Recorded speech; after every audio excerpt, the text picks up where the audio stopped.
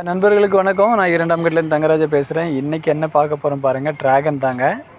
இந்த ஸ்டாண்டை பாருங்கள், சூப்பராகவே செஞ்சுருக்கோம். ஓரளவுக்கு இது வந்து ஒரு 5.5 அடிக்கு ஸ்டாண்டுங்க. ஒரு 20 லிட்டர் பெயிண்ட் பக்கெட்டில் இருக்காங்க. இது ஒரு செடி. இங்கே பக்கத்தில் பாருங்கள், இது வந்து 10 லிட்டர் பெயிண்ட் பக்கெட்டில் இருக்காங்க. இவங்களும் நல்லாவே மேலே வந்து வளர்ச்சி அடைஞ்சிட்ருக்காங்க பாருங்கள். நல்லாவே பக்க கிளைகள் எடுத்துட்டாங்க. இவங்கள பாருங்கள், இவங்களும் சூப்பராக இந்த மாதிரி கிளைகள் எடுத்துட்டாங்க. இந்த பக்கம் பாருங்கள், பார்த்தீங்களா, சூப்பராக கிளைகள் எடுத்து அருமையாக வந்திருக்காங்க. நண்பர்களே, இது வந்து ட்ராகன்றது வந்து ஒரு கள்ளி செடி தாங்க. அதில் தான் நமக்கு இந்த மாதிரி ஒரு பழம், ட்ராகன் பழம் வருது.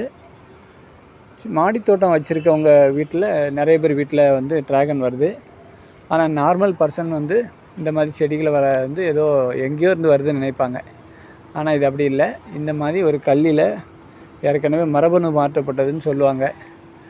ஆனால் இது நம்ம வீட்டில் வச்சு வளர்க்கும்போது நல்லா டேஸ்ட்டாக இருக்கும்னு சொல்கிறாங்க. கடைகளில் பழம் வாங்கினா சப்புன்னு இருக்கும். ஆனால் இப்போ இது அப்படி இல்லைங்க. அது மட்டும் இல்லை, கடையில் ஒரு பழம் வாங்கினீங்கன்னா 100 ரூபா ஆகும்.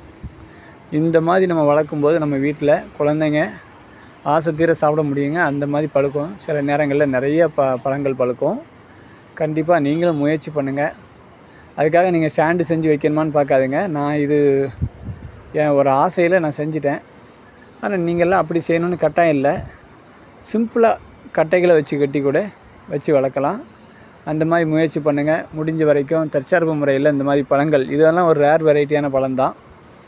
நிறையா இப்போ மார்க்கெட்டில் கிடைக்க ஆரம்பிச்சிச்சு. இருந்தாலுமே உங்களுக்கு நம்ம வீட்டில் இருந்து எடுக்கும்போது அது இன்னும் நல்லாவே இருக்குங்க.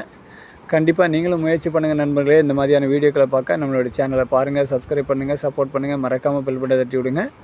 கண்டிப்பாக குழந்தைங்களுக்கு காமிக்க தவறிடாதுங்க. Thank you, by.